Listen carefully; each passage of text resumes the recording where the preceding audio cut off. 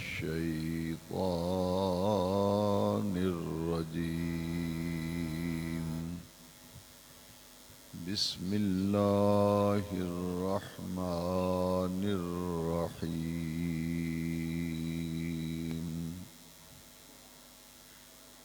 وما أرسلناك إلا رحمة للعالمين.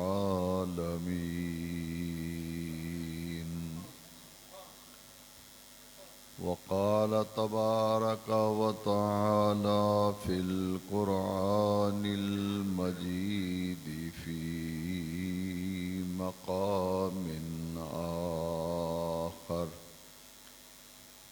إنا أعطيناك الكوثر. صدق الله مولانا العظيم. وبلغنا رسوله النبي الكريم الأمين. ونحن على ذلك لمن الشاهدين والشاكرين. والحمد لله رب العالمين.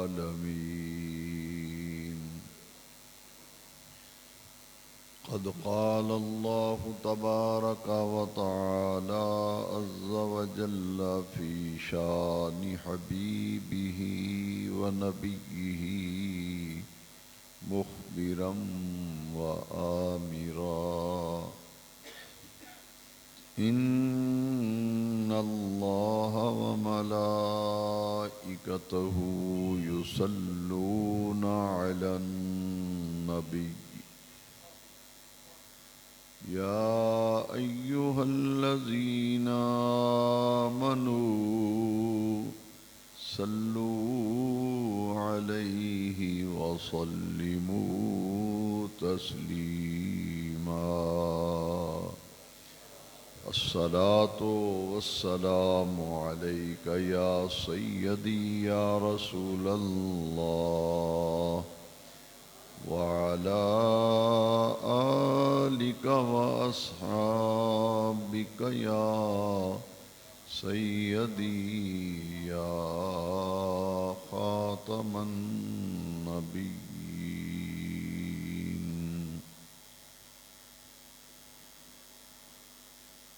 نہایت ہی عزت و احترام کے لائق حاضرین محفل میلاد مصطفیٰ علیہ التحیۃ والثناء، ہماری خوش نصیبی ہے کہ آج ہم گرامی قدر محترم جناب محمد یونس صاحب کے زیر انتظام و اہتمام والدین کے ایصال ثواب کے لیے منعقد کی گئی نہایت ہی بابرکت ایمان افروز محفل ذکر مصطفیٰ علیہ التحیۃ والثناء میں حاضری کی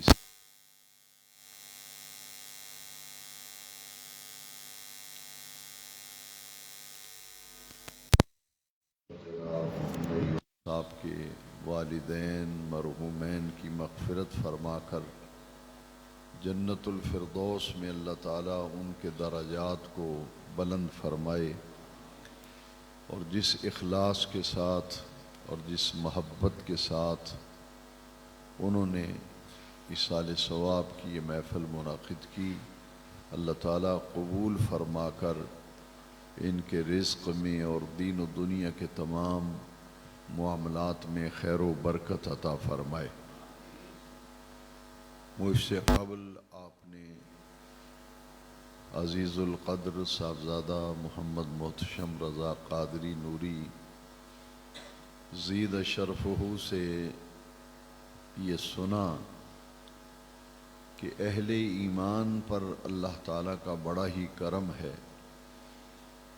اگر ہماری خوشیوں کا موقع ہو تو ہم اپنی خوشیوں کو دوبالا کرنے کے لیے اور ان خوشیوں میں محبتیں بھرنے کے لیے اپنے آقا کریم کے ذکر کی محفل سجاتے ہیں۔ ہمیں کوئی تکلیف، ہمیں کوئی دکھ، ہمیں کوئی پریشانی آ جائے تو پھر بھی ہم اپنے دکھوں کا مداوا، اپنے درد کی دوا اور اپنی بیماریوں کے لیے شفا کے لیے اپنے آقا کے ذکر کی محفل سجاتے ہیں، اس لیے کہ رب ذوالجلال نے اپنے محبوب کریم علیہ السلام کے ذکر میں بڑی برکتیں رکھی ہیں، اور اللہ کریم نے اپنے پیارے محبوب کریم صلی اللہ علیہ وسلم کے ذکر کو بڑی ہی رفعتیں، بڑی ہی بلندیاں عطا فرمائی ہیں، اور قرآن مجید میں باقاعدہ ذکر مصطفیٰ کی رفعتوں کا ذکر کیا۔ لک ذکرک، اے پیارے محبوب، ہم نے آپ کی خاطر آپ کے ذکر کو بلند کر دیا۔ تو حضور کے ذکر کو اللہ نے بلند فرمایا اور رفعت عطا فرمائی، اور پھر ہمیں اللہ کریم نے یہ سعادت بخشی کہ ہم اپنے خوشی اور غمی کے تمام موقعوں پر اپنے آقا کے ذکر کی محفل سجا کر بیٹھتے ہیں۔ صحابہ کرام کا بھی یہی طریقہ تھا، ان کا بھی یہ معمول تھا۔ مسلم شریف میں حدیث شریف ہے کہ صحابہ کرام مسجد نبوی میں باقاعدہ اکٹھے ہو کر مجمع لگا کر اپنے آقا کریم علیہ السلام کی ان گنت شانیں جو رب نے اپنے پیارے محبوب کو عطا فرمائی ہیں، صحابہ کرام حضور کی ان عظمتوں، ان رفعتوں، ان شانوں کا تذکرہ اکٹھے مل بیٹھ کر صحابہ حضور کی عظمتوں کا ذکر کیا کرتے تھے، اور صحابہ کرام آقا کریم علیہ السلام کی شانوں، ان کی عظمتوں، ان کی رفعتوں کو مل بیٹھ کر ذکر کیا کرتے تھے۔ تو معلوم یہ ہوا کہ ایمان والوں پر یہ اللہ تعالیٰ کا کرم ہے کہ رب کریم نے انہیں اپنے محبوب کریم علیہ السلام کی محبت، اپنے پیارے محبوب کا پیار انہیں عطا فرمایا، اس لیے کہ مومن کے ایمان کی پہچان ہی حضور کی محبت ہے۔ مومن کے ایمان کی پہچان ہی حضور کی محبت ہے، اور بلکہ ایمان نام ہی میرے آقا کی محبت کا ہے۔ اسی لیے ذرا غور کیجئے تو سیدی اعلیٰ حضرت امام احمد رضا خان فاضل و محدث بریلوی علیہ رحمت و رضوان، آپ میرے آقا کی محبتوں کا تذکرہ جب چھیڑتے ہیں تو آپ یہ پیغام پوری دنیا کے نام دینا چاہتے ہیں، امت مسلمہ کو بیدار کرنا چاہتے ہیں کہ آؤ، اگر نجات چاہتے ہو، سرخروئی، سرفرازی، کامیابی، بلندی اور رفعت چاہتے ہو تو اپنے سینے میں، اپنے قلب میں، اپنے دل میں اپنے پیارے آقا کریم کی محبت جو ہے اسے راسخ کرو، اور اپنے آقا کریم کی جو ان گنت شانیں اللہ کریم نے حضور کو عطا فرمائی ہیں ان پر غیر متزلزل یقین رکھو، ایسا عقیدہ رکھو جو بڑا پختہ ہو کہ اللہ کریم نے ہمارے نبی کریم علیہ السلام کو بڑی ہی عظمتوں سے نوازا ہے، اور کسی کے کہنے پر، کسی کے پروپیگنڈے میں آ کر اپنے ایمان کو متزلزل نہ کرو۔ یہی امام احمد رضا کا پیغام ہے۔ ہر دور میں سازشیں ہوتی رہیں کہ لوگوں کے دلوں سے حضور کی محبت کو نکال دیا جائے، اور انگریز نے باقاعدہ اس پر، یہود و نصارہ نے ریسرچ کی کہ مسلمان قوم جو ہے اسے فتح کرنا اور مسلمان قوم کو شکست دینا کوئی آسان کام نہیں ہے۔ انہوں نے جب ریسرچ کی کہ وہ کیا جذبہ ہے، وہ کیا بات ہے کہ مسلمان ہمیشہ سرفراز رہتے ہیں، سرخرو رہتے ہیں، تو ریسرچ کرنے کے بعد وہ اس نتیجے پر پہنچے کہ ان کے دلوں میں جو اپنے پیارے نبی صلی اللہ علیہ وسلم کی محبت ہے، جو عقیدت ہے، جو احترام ہے، جو پیار ہے، جو تعظیم اور توقیر اور تکریم کے جذبات ہیں، وہی ان کی سرفرازی، سرخروئی اور کامیابی کی علامت ہیں۔ اگر مسلمانوں کو ناکام کرنا ہے اور ان پر فتح حاصل کرنی ہے تو پھر ایک کام کرو کہ ان کے دلوں سے حضور کی محبت کو نکال دو۔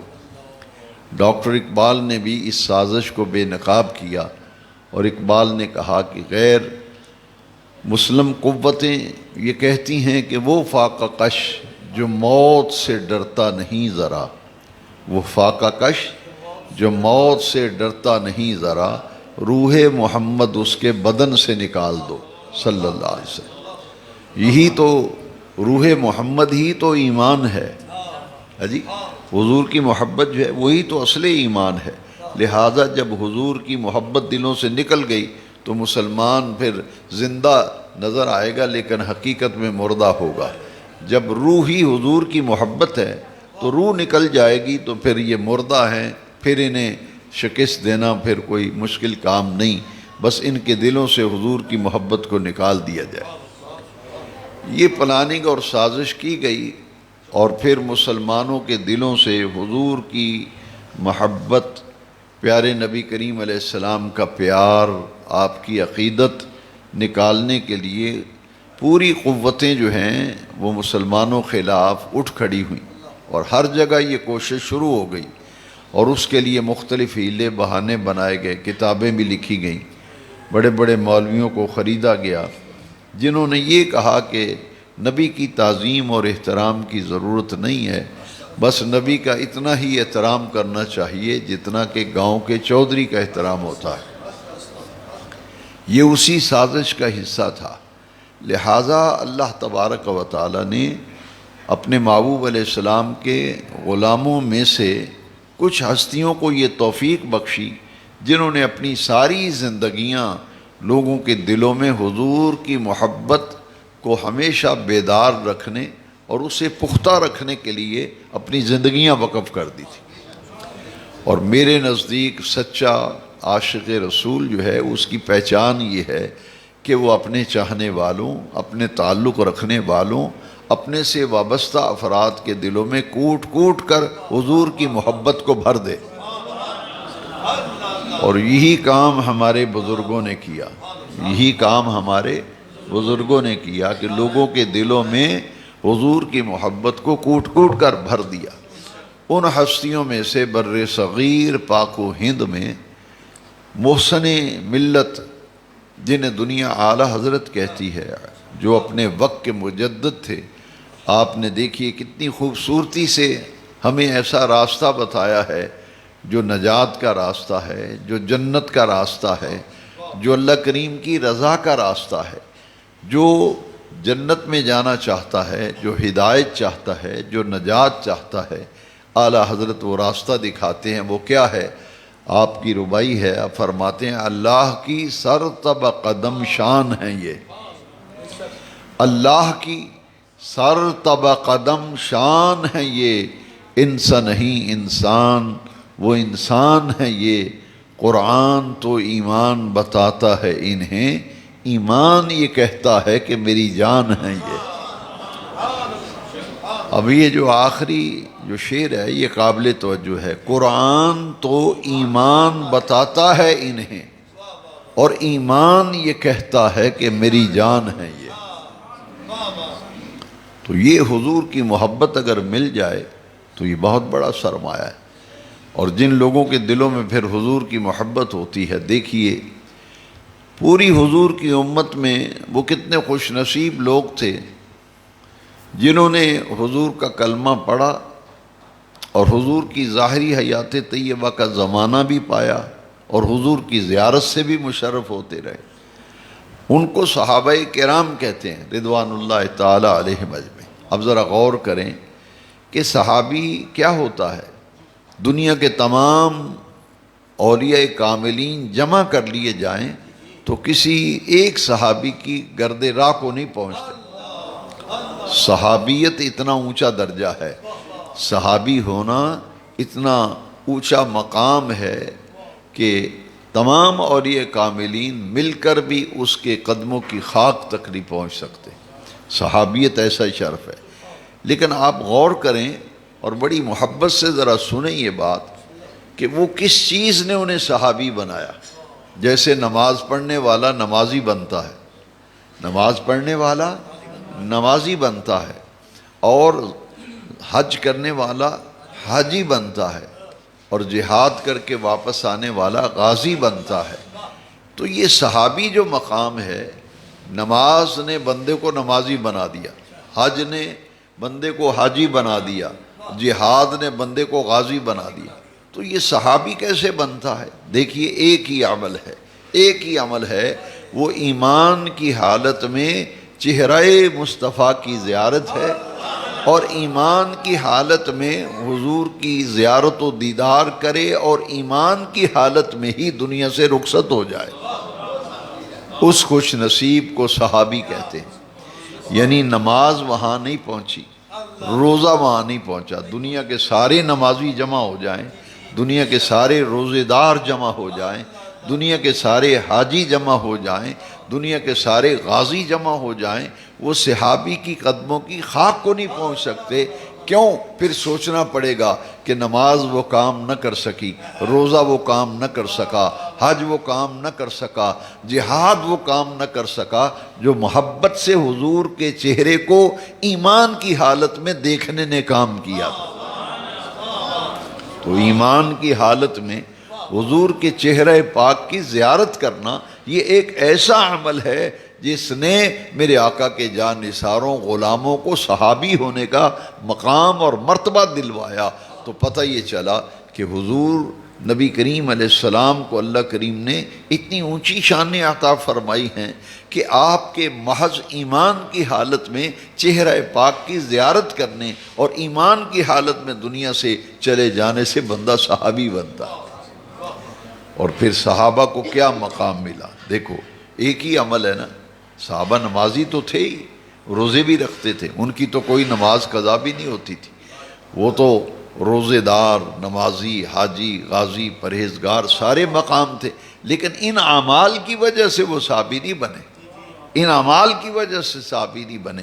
صحابی تو وہ اس لیے بنے ہیں کہ حالت ایمان میں حضور کے چہرہ پاک کی زیارت کی ہے، اور ایمان کی حالت میں ہی دنیا سے رخصت ہو گئے۔ پتہ یہ چلا کہ اصل چیز جو ہے، ہماری نمازیں بھی تب بھی نفع بخش ہوں گی، ہماری زکوٰتیں تب نفع بخش ہوں گی، ہماری نمازیں تب ہمیں فائدہ دیں گی، ہمارے روزے ہمیں تب فائدہ دیں گے، زکوٰۃ تب فائدہ دے گی جب ہم اپنے دل میں اپنے آقا سے محبت و پیار رکھ کر یہ نیک عمل کریں گے، تو پھر یہ نیک عمل ہمارے ثمربار ہوں گے، یہ پھر نفع بخش ہوں گے، کیونکہ اصل ایمان جو ہے وہ حضور کی محبت ہے۔ امام احمد رضا علیہ رحمہ نے یہ نقطہ سمجھایا۔ لیکن یاد رکھیے کہ مسلمان نوجوانوں میں جو اسلام کی روح بیدار کی ہے، وہ ڈاکٹر اقبال نے اپنے کلام کے ذریعے ملت اسلامیہ کو جگایا ہے، اور اس ملت کے نوجوانوں کے نام اقبال نے پیغام دے کر انہیں بیدار کیا ہے کہ آؤ، دنیا اور آخرت کی کامیابی اگر چاہتے ہو تو پھر مدینے والے مصطفیٰ کریم علیہ السلام کے دامن سے وابستہ ہو جاؤ، ان سے محبت دل میں رکھو، تمہارا سینہ جو ہے یہ حضور کی محبت کا مدینہ بنے۔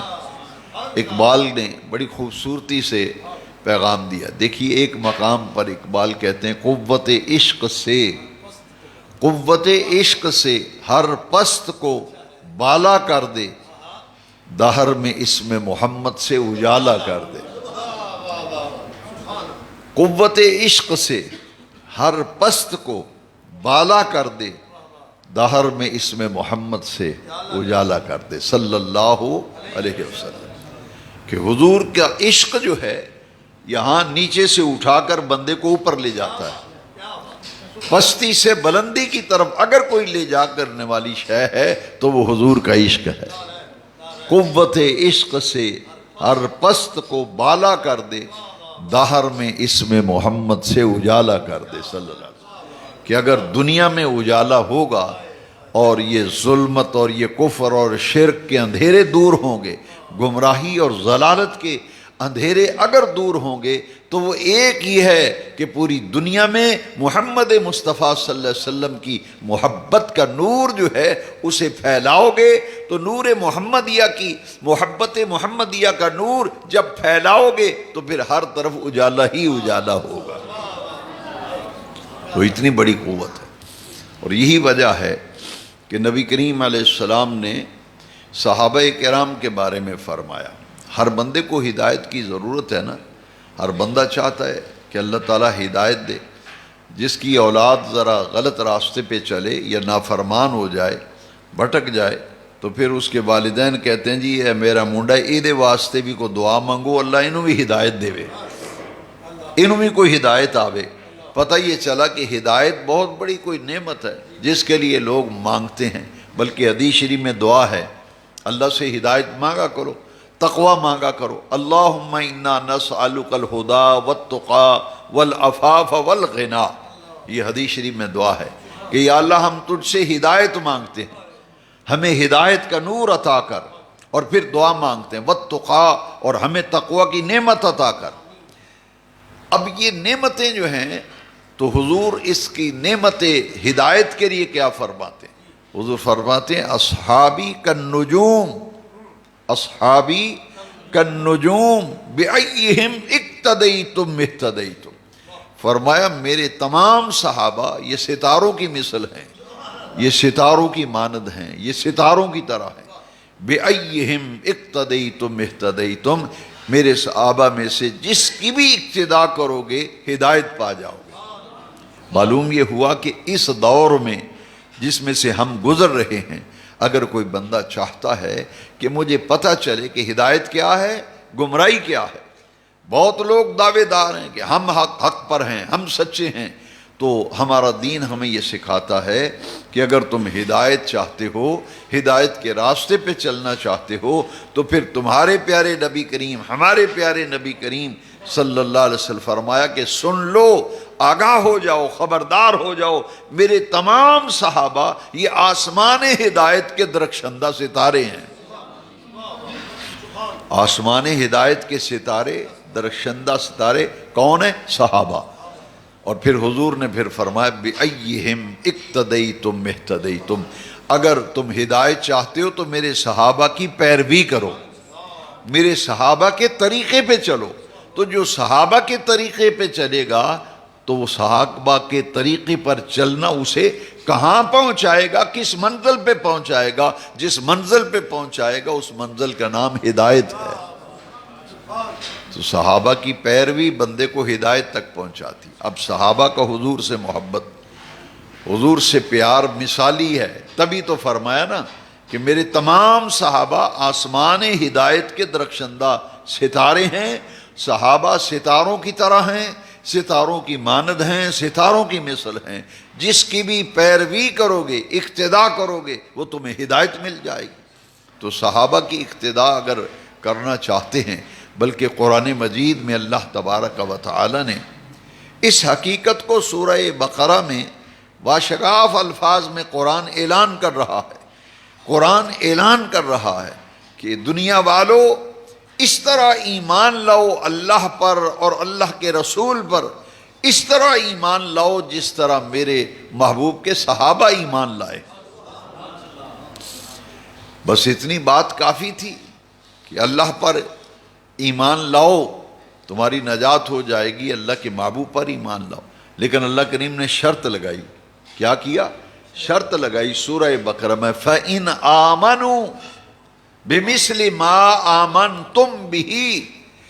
اللہ کریم نے فرمایا اے میرے محبوب کے غلاموں، اے میرے محبوب کے صحابیوں، جس طرح تم ایمان لائے ہو، جس طرح تم ایمان لائے ہو، اگر یہ اس طرح ایمان لائیں گے تو ہدایت انہیں مل جائے گی، اور یہ ہدایت پر اس وقت ہوں گے جب صحابہ تمہارے ایمان لانے کی طرح یہ ایمان لائیں گے۔ فَإِنْ آمَنُوا بِمِثْلِ مَا آمَنْتُمْ بِهِ فَقَدِ اهْتَدَوْا۔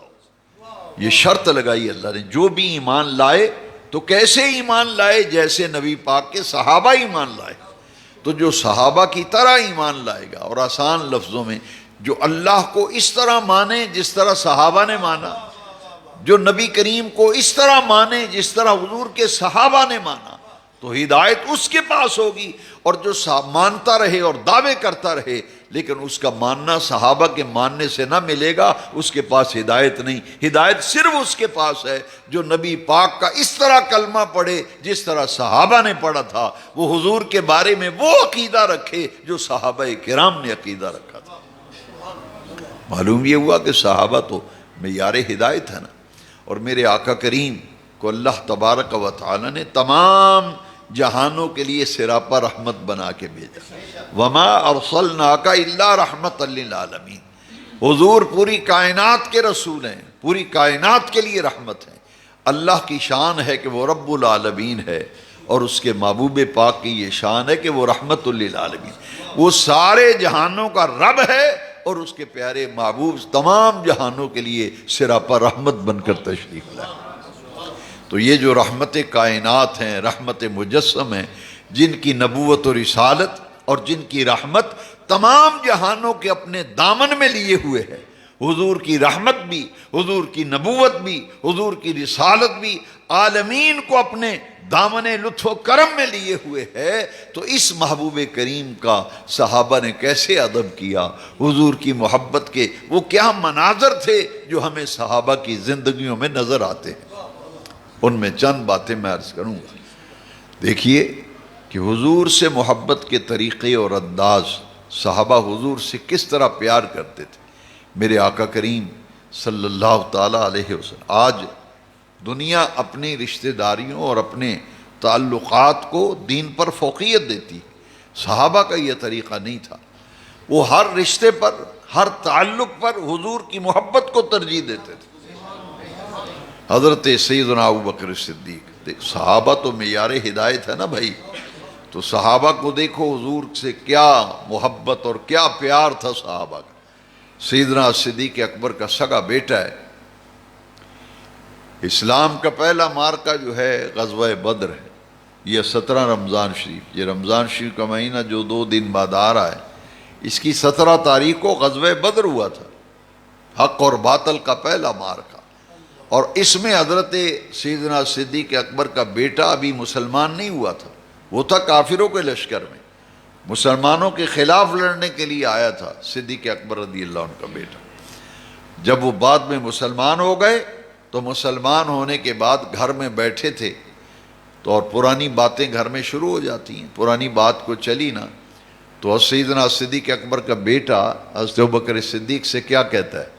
کہتا ہے ابا جان مجھے ایک بات یاد آ گئی۔ پوچھا بیٹے کیا یاد آیا تمہیں، کون سی بات آج یاد آ گئی؟ کہا ابا جان جب بدر میں ہم لڑنے کے لیے آئے تھے مسلمانوں کے خلاف، میں کفار مکہ کے لشکر میں تھا، ابھی مسلمان نہیں ہوا تھا، تو جب ہم لڑ رہے تھے، جنگ ہو رہی تھی، مارکا ہو رہا تھا، تو لڑتے لڑتے میں نے تلوار مارنے کے لیے اٹھائی تو سامنے آپ آ گئے، میں نے دیکھا یہ تو میرا باپ ہے ابو بکر، تو میں نے فوراً اپنی تلوار کو روک لیا، آپ میرے نشانے پہ تھے، ٹارگٹ پہ تھے، میں چاہتا تو ایک تلوار سے آپ کو ایک وار کر کے آپ کی گردن کاٹ دیتا، لیکن میں نے دیکھا یہ میرا باپ ہے تو میں نے باپ سمجھ کر آپ کو چھوڑ دیا، باپ سمجھ کے چھوڑ دیا اور اپنی تلوار کو نیچے کر لیا۔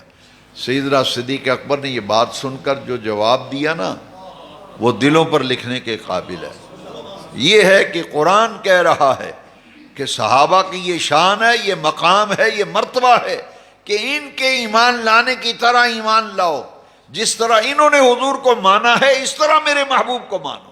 اب صدیق اکبر کا جواب سنیے جو عشق رسول سے لبریز بیان ہے، اور اس کے ایک ایک لمحے سے حضور کی محبت کی خوشبو آ رہی ہے۔ صدیق اکبر نے فرمایا اچھا وہ تو تھا مجھے باپ سمجھ کے چھوڑ دیا، وہ تو تھا کہ مجھے باپ سمجھ کے چھوڑ دیا۔ فرمایا اللہ کی عزت کی قسم اگر میرے نشانے کی زد پہ آ جاتا تو میں بیٹا ہونے کا لحاظ کبھی نہ کرتا، میں رسول اللہ کا دشمن سمجھ کر تیری گردن کاٹ دیتا،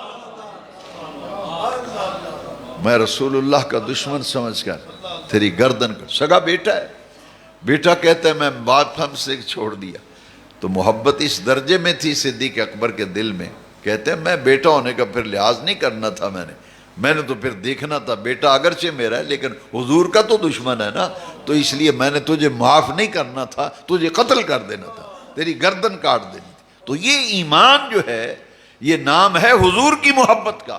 تو صحابہ کرام کی زندگیوں میں اگر آپ دیکھیں تو ہر صحابی کی زندگی میں یہ آپ کو نمونہ ملے گا کہ وہ حضور سے کیسے محبت کرتے تھے۔ اسی طرح کے واقعات دیکھیے، نبی کریم صلی اللہ تعالیٰ علیہ وسلم کی زوجہ محترمہ امہات المومنین حضرت ام حبیبہ رضی اللہ تعالیٰ عنہ، آپ غور فرمائے نا، یہ ابو سفیان کی بیٹی ہے اور حضور نبی کریم صلی اللہ علیہ وسلم کے نکاح میں آئیں تو ام المومنین بن گئی۔ حضور کی تمام بیویاں ایمان والوں کی مائیں ہیں۔ یہ پہلے ایمان لے آئی تھی، مسلمان ہو گئی تھی، اور ان کا باپ ابو سفیان ابھی مسلمان نہیں ہوا تھا، لیکن حضور نے اجازت دی تھی، ہے تو کافر تھا نا، بعد میں مسلمان ہوئے فتح مکہ کے بعد، لیکن کہا کہ حضور نے اجازت دی تھی تیرا باپ ہے وہ ملنے کے لیے آ سکتا ہے۔ تو حضرت ام حبیبہ جو ہیں ان سے ملنے کے لیے باپ ابو سفیان آیا جو ابھی مسلمان نہیں ہوا تھا۔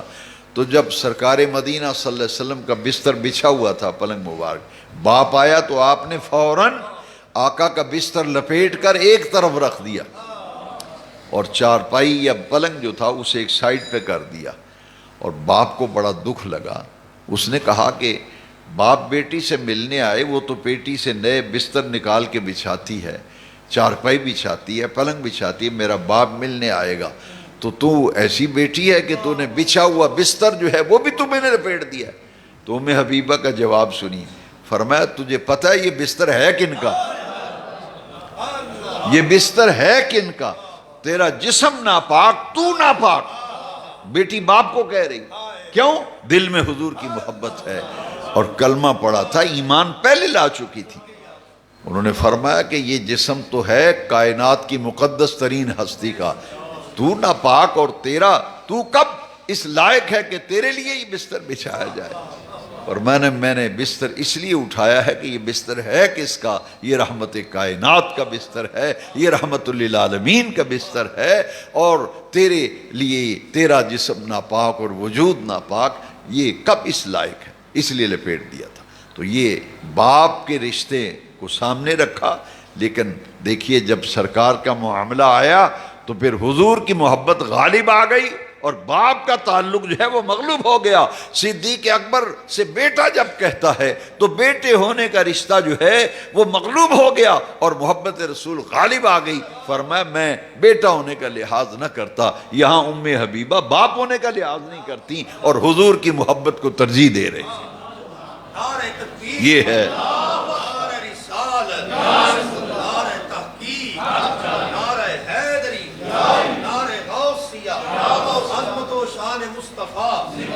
یہ تھی صحابہ کی۔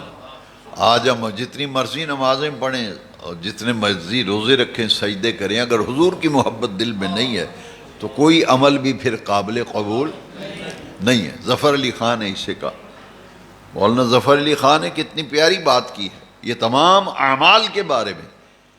مولانا ظفر علی خان ہماری رہنمائی کرتے ہیں، آپ فرماتے ہیں نماز اچھی، روزہ اچھا، زکوٰۃ اچھی، حج اچھا۔ نماز اچھی، روزہ اچھا، زکوٰۃ اچھی، حج اچھا، مگر میں باوجود اس کے مسلمان ہو نہیں سکتا، مگر میں باوجود اس کے مسلمان ہو نہیں سکتا۔ نمازی بھی ہوں، روزے بھی ہیں، حج بھی ہے، فرماتے ہیں مگر باوجود اس کے میں مسلمان ہو نہیں سکتا، نہ جب تک کٹ مروں میں خواجہ بطحا کی عزت پر، خدا شاہد کامل میرا ایمان ہو نہیں سکتا، خدا شاہد کامل میرا ان چیزوں سے ایمان کامل نہیں ہوتا. ایمان کامل ہوتا ہے حضور کی محبت سے. وہ حضور کی محبت سے. حضرت عمر رضی اللہ عنہ صدیق اکبر کی بات سنی ہے نا, حضرت عمر کی بھی بات سنیں. اور ہمارے ذہن ناقص ہیں, حجر اسود کے بوسے لیتے پھرتے ہیں. لیکن یاد رکھو حضرت عمر بھی گئے تھے حجر اسود کا بوسہ لے. طواف کعبہ کیا نا, تو کعبے کے طواف کے دوران حجر اسود کا بوسہ لینے کے لیے یوں دو ہاتھ رکھیں, ہونٹ دونوں لب جو ہیں بالکل حجر اسود کے قریب چلے گئے. چومنے لگے تو پیچھے ہٹ گئے. پیچھے ہٹ کے کہتے ہیں حجر اسود تو ایک پتھر ہے, تو محض ایک پتھر ہے, اللہ کی عزت کی قسم میں تجھے کبھی نہ چومتا اگر میرے مصطفیٰ نے تجھے نہ چوما ہوتا. یعنی اگر حجر اسود کا احترام ہے, حجر اسود کا بوسہ ہے, تو فرمایا صرف اس لیے کہ تو میرے مصطفیٰ کی بوسہ گاہ ہے. حضور نے تجھے چوما, تیرا بوسہ لیا, میں اس لیے چوم رہا ہوں. اگر حضور تجھے نہ چومتے تو میں کون ہوتا ہوں تجھے چومنے والا. اندازہ فرماؤ یہ حضور سے محبت کا یہ عالم ہے. کہتے ہیں کہ میں تو تجھے چوم رہا ہوں تو حضور کی نسبت سے چوم رہا ہوں. حضرت عثمان کو دیکھیے ذرا, حضرت عثمان غنی ذی النورین رضی اللہ, کیونکہ حضور نے فرمایا نا علیکم بسنتی وسنت الخلفاء الراشدین المہدیین. فرمایا میری سنت تمہارے اوپر لازم ہے اور خلفاء راشدین کی سنت بھی تم پر لازم ہے. جو لوگ صحابہ کرام کے بارے میں چوں چوں کرتے ہیں اور یہ خلفاء اربعہ کے بارے میں چوں چوں کرتے ہیں, خلفاء راشدین کے بارے میں, ان کو یہ سمجھ لینا چاہیے کہ میرے آقا نے جیسے اپنی سنت کو لازم قرار دیا امت کے لیے, وہاں حضور نے خلفاء راشدین کی سنت کو بھی امت کے لیے لازم قرار دیا. حضور کی حدیث صحیح ہے, فرمایا علیکم بسنتی وسنت الخلفاء الراشدین المہدیین. جس طرح میری سنت تمہارے اوپر لازم ہے, میرے خلفاء راشدین کی سنت بھی تمہارے اوپر لازم ہے. یہ ہے خلفاء راشدین کا مقام. اور خلفاء راشدین 5 ہیں. کتنے؟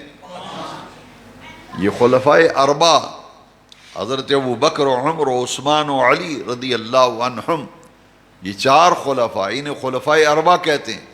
خلفاء راشدین 5 ہیں. 5ویں خلیفہ راشد ہیں حضرت امام حسن مجتبی رضی اللہ عنہ. ان پر خلافت ختم ہوگی. حضور نے فرمایا میرے بعد خلافت 30 سال رہے گی. کتنے سال؟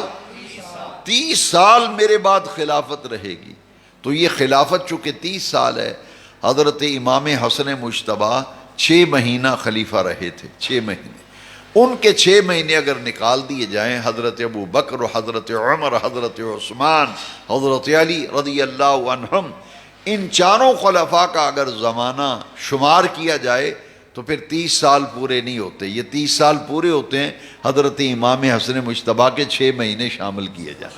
لہٰذا اہل سنت و جماعت کا جو سنی کہلاتا ہے وہ 5 خلفاء کو, حضرت ابو بکر, حضرت عمر, حضرت عثمان, حضرت علی, حضرت امام حسن مجتبی, یہ 5ویں خلیفہ راشد ہیں. اور ہمارے مسلک کے مطابق خلفاء راشدین کی تعداد 5 ہے. حضور فرماتے ہیں علیکم بسنتی وسنت الخلفاء الراشدین المہدیین. میری سنت بھی تمہارے اوپر لازم ہے, خلفاء راشدین کی سنت بھی تمہارے اوپر لازم. اب نہایت ہی پیارے دینی بھائیوں ذرا غور کرو, یہ حضرت عثمان ہیں رضی اللہ, 3 خلیفہ راشد.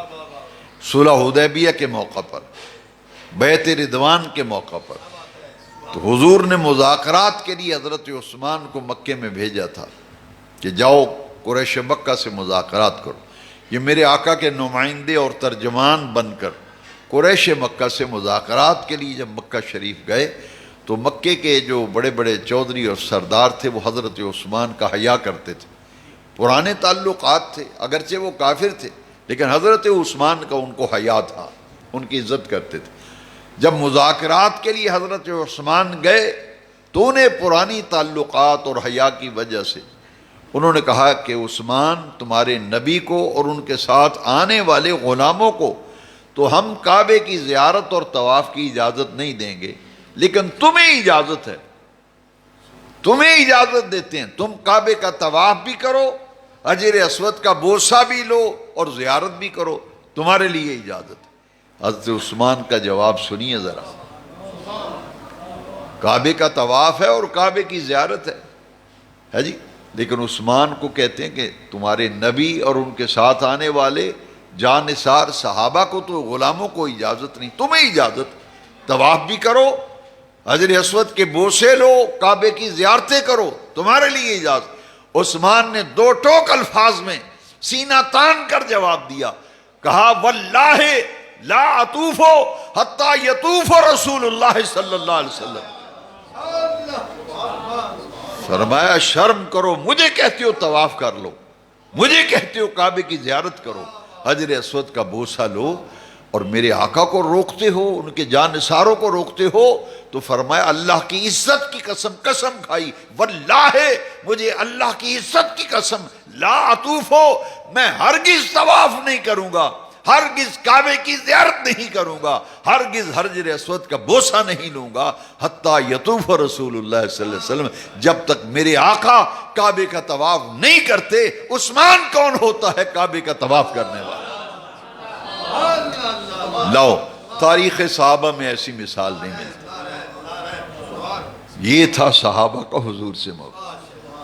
آج آپ بھی اپنے کسی محلے میں کوئی مسئلہ ہو جائے نا، تو جو کمیٹی بنا کے کسی کو مذاکرات کے لیے بھیجیں گے تو ان سے کہیں گے جی دوجیاں تو اجازت نہیں، تو انہوں اجازت، انہیں آخنا باقی کھان خسمہ دسیر، میں نو تو اجازت لب گئی، میں تے جاوانا ہے جی۔ یہ مزارات بند ہے نا، آپ 5-10 آدمی جائیں، کسی کا تعلق ہو ایڈمنسٹریٹر اوقاف سے، وہ کہے جی اسی ہن ذرا آئے ہیں تے دروازہ کھول دے، انہیں کہنا نہیں یار انہوں نے اسی نہیں اجازت دیں دے، تو جا تینوں دروازہ کھول دینا، بیک ڈور پچھلا دروازہ کھولنے ہیں، تو جا اندر داتا صاحب سلام کر لے، ساڑھے ایمان انہیں کمزور نے، اساں آخنا ایک خسمہ دا سر کھان، تو کھول دروازہ میں تے جا کے سلام کر۔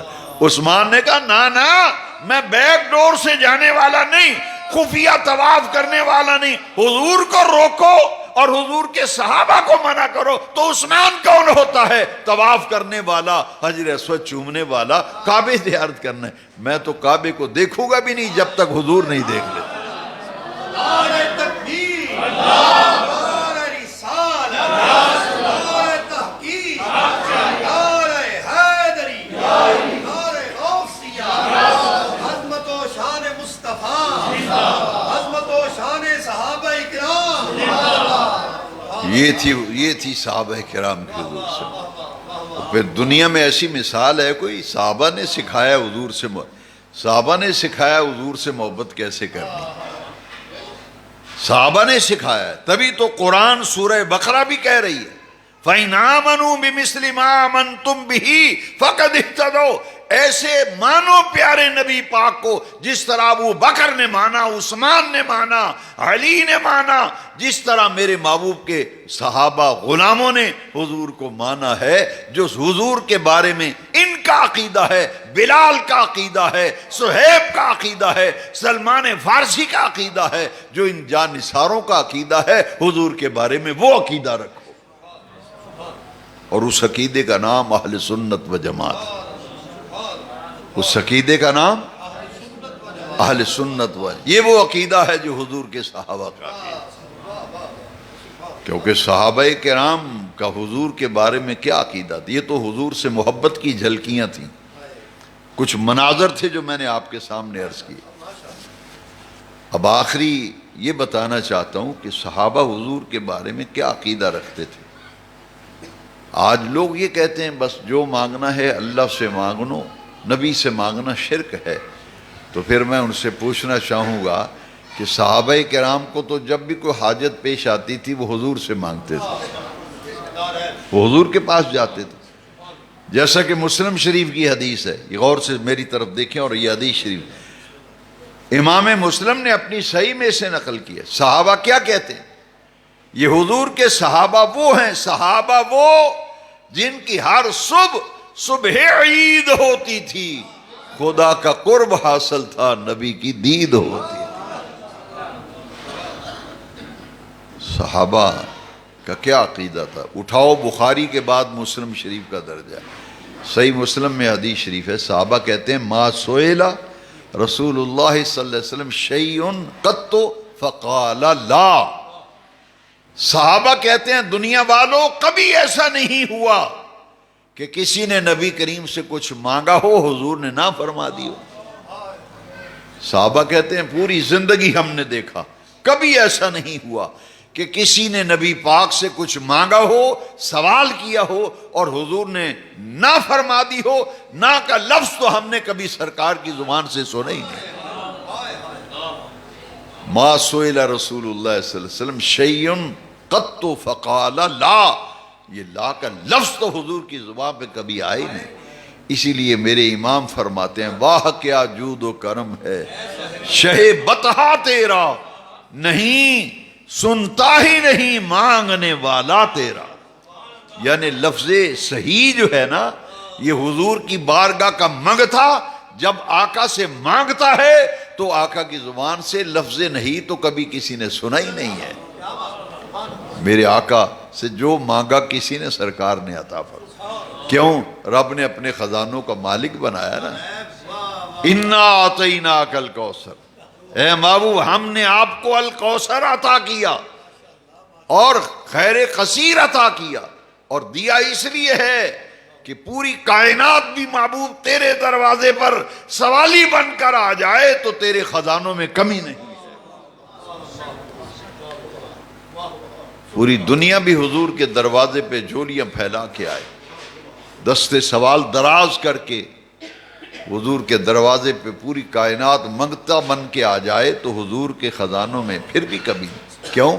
بخاری شریف کے اندر حدیث شریف ہے، حضور نے فرمایا انی اوتیت مفاتیح خزائن الارض، انی اوتیت مفاتیح خزائن الارض، اللہ نے مجھے زمین کے تمام خزانوں کی چابیاں عطا فرما دی۔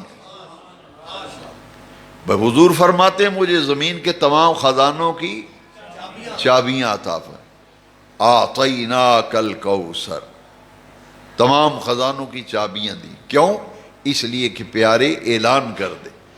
صحیح بخاری کے اندر حدیث ہے، حضور کی زبان اقدس سے رب نے اعلان کروایا انما انا قاسم واللہ یعطی۔ حضور نے فرمایا دنیا والوں میں تقسیم کرنے والا ہوں، میں قاسم ہوں، اللہ تعالیٰ عطا فرمانے والا ہے۔ انما انا قاسم واللہ یعطی، میں قاسم ہوں، اللہ کے خزانوں کو میں تقسیم کرنے والا ہوں، واللہ یعطی، اللہ عطا فرماتا جاتا ہے، میں اس کی عطاؤں کو بانٹتا چلا جاتا ہوں۔ انما انا قاسم، انما کلمہ حصر ہے، اور اس میں معنی اب بڑا پیارا معنی بنے گا۔ انما کلمہ حصر مانا جائے گرامر میں تو پھر بڑا پیارا نقطہ سامنے آتا ہے، اس میں حصر پایا جاتا ہے کہ میرے سوا پوری کائنات میں اللہ کی خزانوں کا قاسم کوئی نہیں، میرے سوا اللہ کے خزانوں کا قاسم کوئی نہیں۔ اور معنی کیا بنے گا؟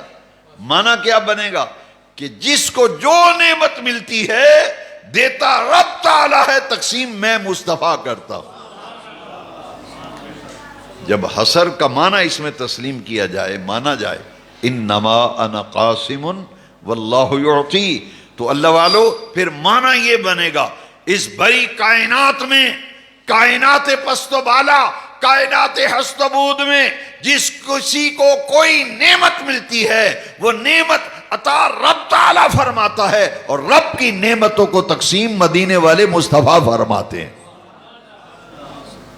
انما انا قاسم واللہ یعطی۔ اور سورہ دہا کے اندر کیا فرمایا؟ اما السائل فلا تنہر۔ یہ حضور کی شان ہے نا کہ پوری دنیا بھی سوالی بن کر حضور کے دروازے پہ آ جائے تو حضور کے دروازے سے خالی نہیں جاتے۔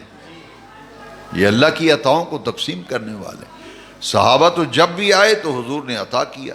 ایک صحابی کی آنکھ نکل گئی نا، سبل الہدا اٹھائیے، سیرت کی کتاب سبل الہدا میں لکھا ہے کہ حضرت قتادہ رضی اللہ عنہ غزوہ بدر میں ان کی آنکھ میں تیر نے لگا تھا، تو آنکھ نکل گئی نا، تو آنکھ اس رخسار پہ پورا ڈیلا آنکھ کا لٹک کر یہاں آ گیا، تو یہاں ہتھیلی رکھی سیدھے سرکار کے پاس، حضور میری آنکھ نکل گئی ہے، تیر لگا۔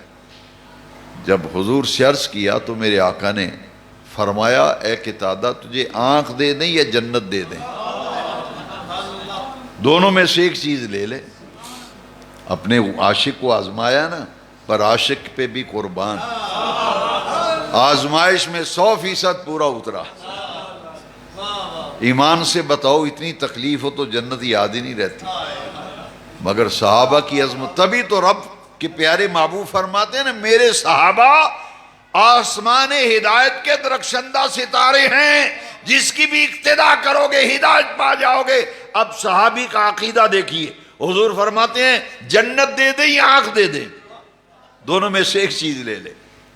اے دوست اس چمن سے ایسے گلوں کو چن کہ ہر نظر داد دے تیرے حسن انتخاب کی۔ بڑا مشکل مرحلہ تھا، دونوں میں سے ایک لے لے، یا آنکھ یا جنت۔ تو قتادہ کہتے ہیں کتنی محبت سے کہا ہوگا حضور آنکھ میرے مانگنے پہ دے دیں اور کرم فرمائیں، آنکھ میرے مانگنے پہ عطا فرما دے اور جنت اپنی طرف سے عطا فرما دے۔ چونکہ حضور نے فرمایا نا تو ایک چیز مانگ، یا جنت یا آنکھ، مانگا تو کمال کر دیا ہے جی، کمال کر دیا۔ اسی لیے میرے امام احمد رضا کہتے ہیں دنیا والوں اگر رسول اللہ سے مانگنا ہے تو مانگنے کا طریقہ حضور کے صحابہ سے سیکھو۔ احمد رضا کہتے ہیں جس بندے نے حضور کو شے منگنی ہے نا تو انج منگے جی میں حضور دے صحابہ نے منگی، یعنی وہ درد دل چاہیے، وہ سوز و گداز چاہیے، وہ طلب صادق چاہیے۔ جب سوز و گداز، تڑپ اور طلب صادق سے اللہ کے محبوب کے دربار میں کوئی مانگتا ہے، اللہ کی عزت کی قسم میرے مصطفیٰ سوا عطا فرماتے ہیں۔ وہ ہماری مانگ سے بھی کہیں بلند و بالا عطا فرماتے۔ صحابی کہتے ہیں حضور آنکھ میں نے مانگی ہے، وہ میرے مانگنے پہ دے دیں، کرم فرمائیں، جنت اپنی طرف سے عطا فرمائیں۔ اب حضور نے کیا کیا؟ میرے آقا نے لعاب دہن مرغا، یہ شہادت کی انگلی سے تھوک مبارک ڈیلے پہ لگا کر ڈیلا پکڑ کر آنکھ کے اندر رکھ دیا۔ فرمایا بتاؤ اب کیا حال ہے تمہاری آنکھ کا، اب تمہاری آنکھ کا کیا حال ہے؟ دیکھیے حضرت قتادہ نے کیا جواب دیا، کہا آقا اللہ کی عزت و جلال کی قسم اب تو میرے لیے یہ فیصلہ کرنا مشکل ہو گیا، یہ آنکھ نکلی تھی یا یہ ناک نکلی تھی، مجھے تو ایسے لگتا ہے جیسے تکلیف ہوئی نہیں تھی۔ اِنَّا أَعْطَيْنَاكَ الْكَوْثَرَ، ساری کثرت پاتے یہ ہیں، رب ہے معطی یہ ہیں قاسم، دیتا وہ ہے دلاتے یہ ہیں، ٹھنڈا ٹھنڈا میٹھا میٹھا پیتے ہم ہیں پلاتے یہ ہیں۔ بھئی حضور کے بارے میں وہ عقیدہ رکھو، حضور کے بارے میں وہ ایمان رکھو جو حضور کے صحابہ کا ہے۔ کسی کی باتوں کے چکر میں مت آنا، اپنی آخرت نہ خربات کر لینا۔ ازول تآخر، یہ حقیقت ہے، قرآن و حدیث کی تعلیمات کا نچوڑ ہے کہ ایمان کی پہچان، ایمان کی جان، دین کی روح، قرآن کا مغز، یہ مدینے والے مصطفیٰ کی محبت کا نام ہے۔